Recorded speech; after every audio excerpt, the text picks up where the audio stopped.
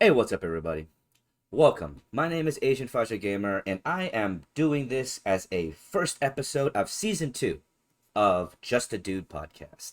Podcast that I started off as a solo podcast way back in the day, and I haven't really gone back into it because it's had its ups and downs, and I've had my ups and downs. And you know what? I'm in a down right now, and I decided this is the best time for me to lean forward into making my dream come true. Why? Because I've been wanting to be a content creator for the longest time now, and you know what? Losing my job isn't going to be something that's going to stop me from pursuing that dream. And I have time now to do this, so why not? I'm going to restart this podcast and have it be a regular part of my YouTube content. And I hope that my regular viewers will give me some feedback and comment down and below what you want to see me talk about during this time while I do these podcasts. And of course, these are going to be very raw. There's going to be a lot of errors and things like that because I don't really do video editing, to be honest, and I'm not really good at that. So I figured, why not be as authentic as I possibly can on this podcast? And, there's going to be some quirks, there's going to be some errors, and it might draw on for a little bit longer than I expected to. And I might just be rambling and talking about things that don't really matter.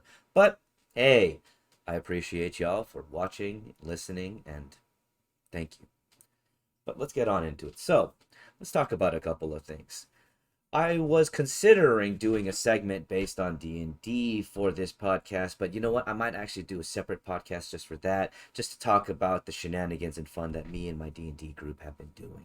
Because I have been a DM, we have another friend that's going to be a DM very soon, and of course, we have our main DM. And I love playing D&D, honestly. Any of y'all out there that haven't checked out or have tried out D&D yet and are kind of afraid to do it, I would definitely recommend, at the very least, just watching some podcasts. Watch Critical Role, because in all honesty, you're missing out. You are. It is an adventure created by your own imagination, and there are no limits and bounds to these tabletop games when you allow yourself the chance to explore your own imagination, my friends. So, when it comes down to it, especially within this day and age, don't let the gatekeeper stop you from checking it out. There are a lot of fun opportunities out there for you if you want to get into tabletop gaming, and I definitely recommend it. But like I said, I'm probably going to do a separate podcast or YouTube segment specifically dedicated towards D&D stories. So hopefully we can look forward to that. Another thing that I do want to talk about, this is going to, I guess this segment is going to be talking about the future of my content. And one of the things that I plan on doing is a segment known as Fang and Talon for my YouTube, which is going to be based around the Path of Titans server that I have developed that's dedicated for my gaming community. I just have to finish up some of the RP profiles so that people have a skeleton of how to play within the rule scape of this particular game dedicated server, because it is going to be a semi-realism dedicated server, and it's going to be used, I'm going to use a lot of the content in there and gameplay footage for a somewhat mockumentary edutainment type dinosaur based content for my YouTube. And I do apologize. I have moments where the words just don't come to me as easily. So I apologize for that. And like I said, this is going to be a very raw, unedited podcast because I'm not good at video editing. I don't have a video editor, and I definitely can't afford a video editor right now. But yeah, the Fang and Talon series is something that I've been really working on for the longest time now, and it's at a point where I can actually have the server live to the public, but I still have to create the bare bones for the rules of that server so that we can all enjoy this RP experience together. And of course, it will be available to, oh, one second, a little bit of focusing error here. Jesus. Boy, hey, there we go. Sorry about that. But yeah, and it's gonna be, like I said, a realism RP server, and it's gonna be a lot of fun for me. And I'm also going to be doing a spoof series based off of that called Tang and Fallon, where I'm just going to be joking around and doing voiceovers for different scenes. Hopefully that'll be a lot of fun. We'll see how that goes, because that'll be me testing my abilities and learning how to actually video edit, because I'm gonna have to do video editing for that particular thing. Either way. And, yeah. And I do apologize. Like I said, this is really awkward. This is going to be kind of awkward because it's the first episode, and I don't really have a structure for these podcasts. So I'm just kind of winging it because that's how I do a lot of my content. I wing everything. And I don't know. I guess it adds to the authenticity of myself. But I'm kind of rambling here, and there are a couple of things that I do want to talk about within this particular podcast. And another thing that I do want to talk about and get into is something that a lot of people are talking about these days, which is Pokemon. So let's talk about this particular game, because there are a lot of issues that people want to talk about with this game, and of course, a lot of things that people, that are awesome about this particular game. Now, Pokemon Scarlet and Violet is the newest Pokemon game to have been released from Game Freak and Nintendo for the Switch.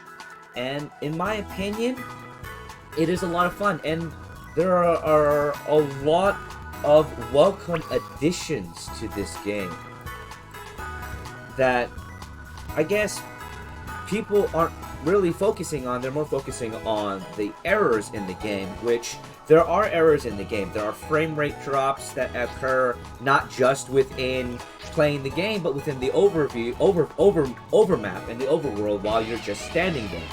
There are resolution issues in the game in itself. When you look out into the distance, things aren't as clean cut as you think they would be.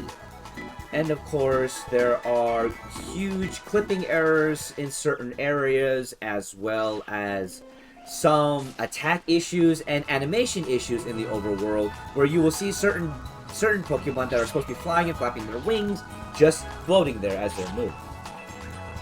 These are all issues and errors that will easily be fixed in the future, and they have actually recently announced that in December, they will be in the early or mid-December, they'll be releasing an update that will be addressing a lot of these issues. So we have that to look forward to in the future. But there are also features that we do need to talk about that they have added in and improved upon from Sword and Shield, and when it comes to interactiveness with the game. When it comes down to it, we have never had a Pokemon game that has such easy accessibility towards online mode and, interactive Terra raid battles, which obviously there were raid battles in Sword and Shield, but this system that they have added in with the Poke Portal makes it that much easier.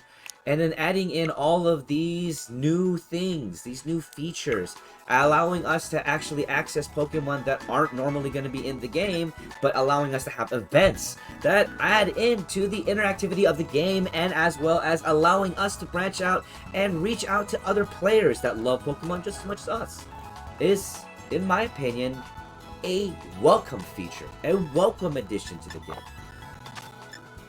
Being able to go into this area here and forming a group, not just with your local players, but with online players as well, is absolutely amazing, because it's not just about battling and trading. It's a cohesive group experience to be able to explore the map and experience the game together, and I love that. Having this feature where you can actually take your Pokemon out and walk around with them, and not only are you able to walk around with them, there is more to it. They have an auto battle feature where you can actually have the Pokemon fight with other Pokemon in the overworld while you're there. And of course, the battle animations, in my opinion, in the game have been vastly improved from what they used to be. Not as lazy as Sword and Shield was, because I can honestly say Sword and Shield was quite lazy in a lot of its aspects. But I actually do enjoy the dynamic animations that they've added into the game, though there are some animations that are still quite lazy, obviously. But the colors in the game pop out a lot more than they did in Sword and Shield, where they were more pastel-like and muted. At least in my opinion. Of course, most of what I'm saying here is going to be my opinion. Keep that in mind. But, of course, I really do enjoy that, and I enjoy the fact that they added in a TM machine here, and they've added in a small crafting aspect where you can gain not just experience points from fighting Pokemon, but you also gain resources from fighting Pokemon, and you can use these resources to create TMs. I love that feature. I do. And the fact that the shops themselves are interactive, and the fact that as you progress in the game, as you get further on in the game and are, gain more gym badges, you unlock more items in the Delibird shop so that you can increase your accessibility to battle items, to evolution items, and the addition of new ways to evolve Pokemon in this game. I love it. I do.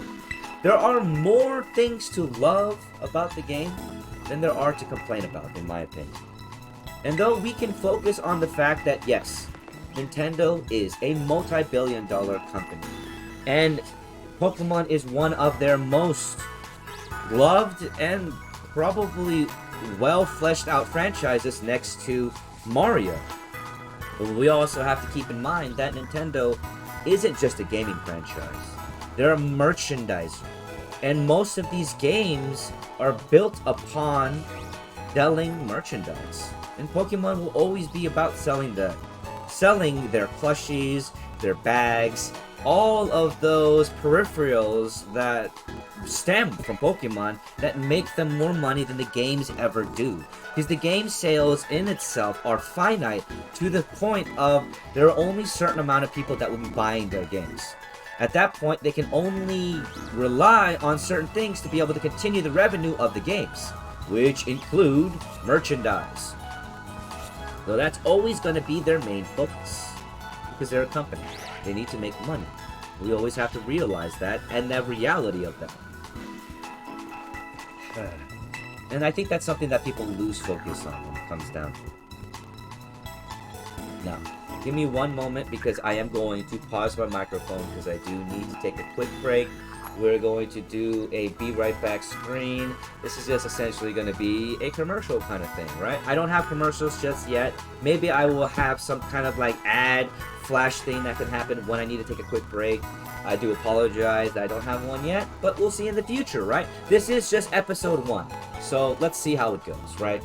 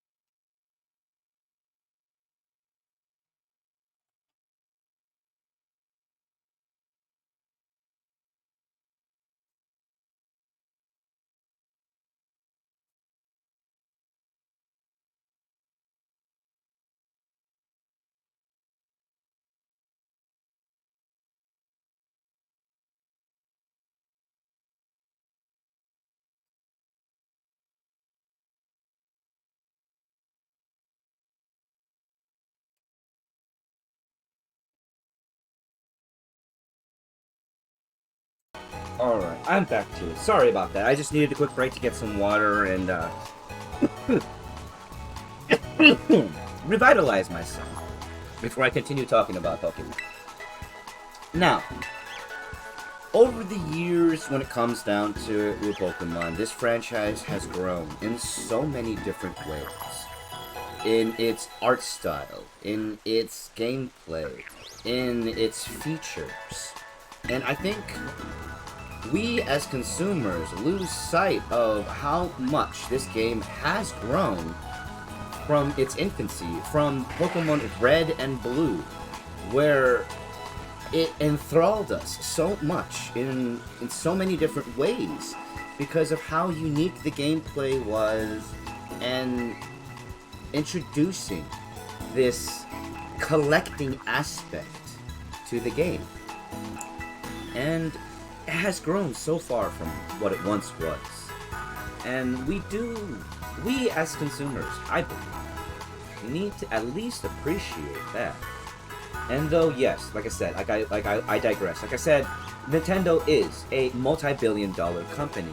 And when it comes down to the release of this game and the disappointments that the consumers have, those disappointments are 100% valid. But that validity is within a semblance of ignorance.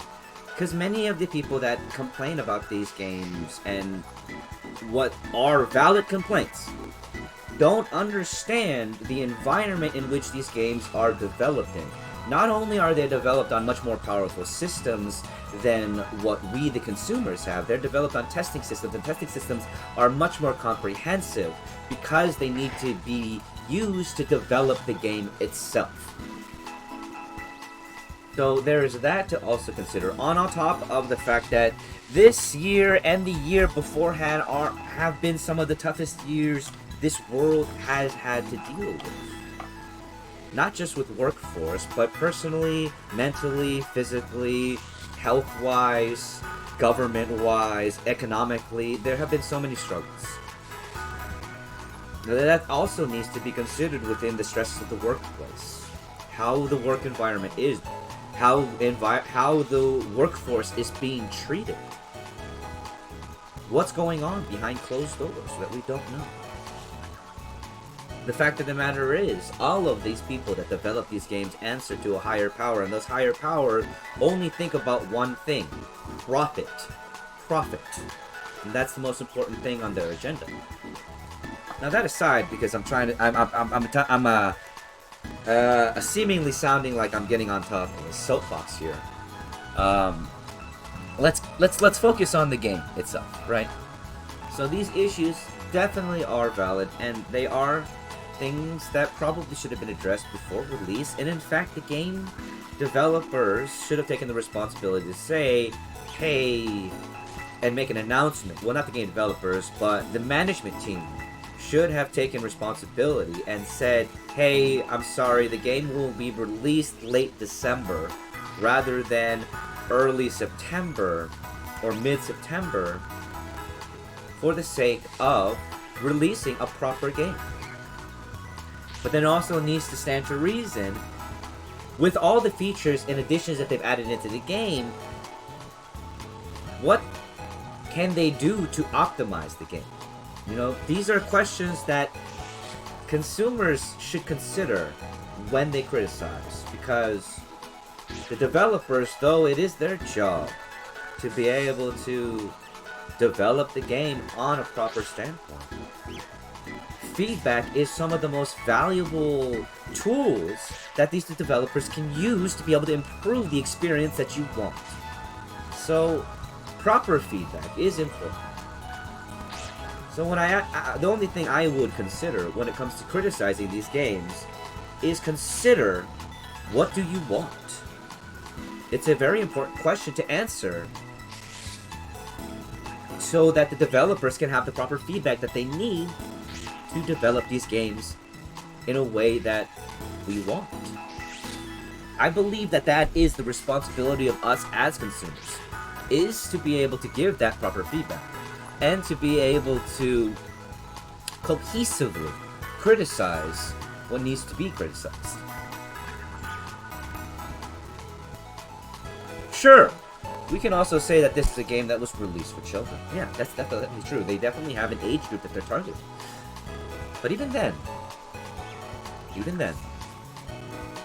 those that have the ability to criticize should do so on a standpoint, not to criticize in a visceral way, but to criticize so that there is room for improvement. Just saying. Now, that aside, Pokemon, in my opinion, is something that I will 100% recommend. It is. For anyone who's a Pokemon fan and a lover, this is definitely a game that is great. It is amazing. There are a lot of features. The storyline is complex. I love it. Though, like I said, the antagonist does leave a lot to be desired. That aside, there's a lot about this game that is absolutely fantastic. and it should be more of the focus rather than what is wrong with the game. Because there are issues, but those issues will definitely be addressed, I'm certain.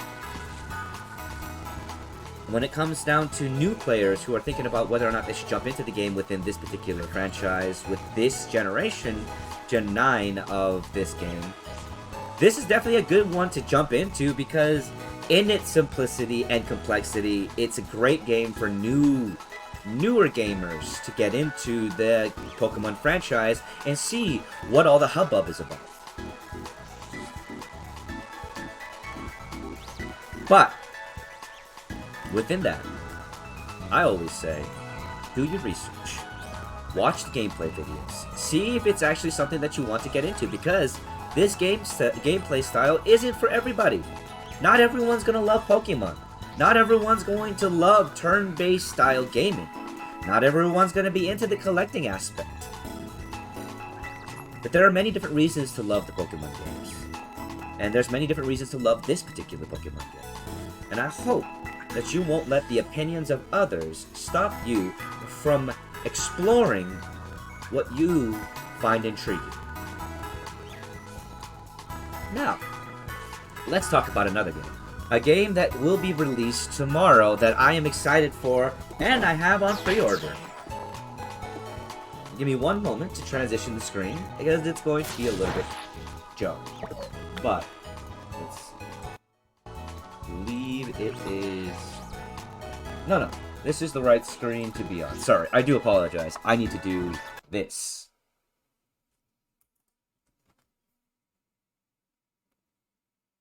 Because I want to show off... So I want to show off this game. Callisto Protocol. We're only going to watch a little bit of the trailer because I don't want to get a strike on YouTube. And I'm not sure if the copyright strike will hit me if I play the entirety of this particular trailer. But I do want to play a little bit of it because I'm so excited for this game. Now let's watch.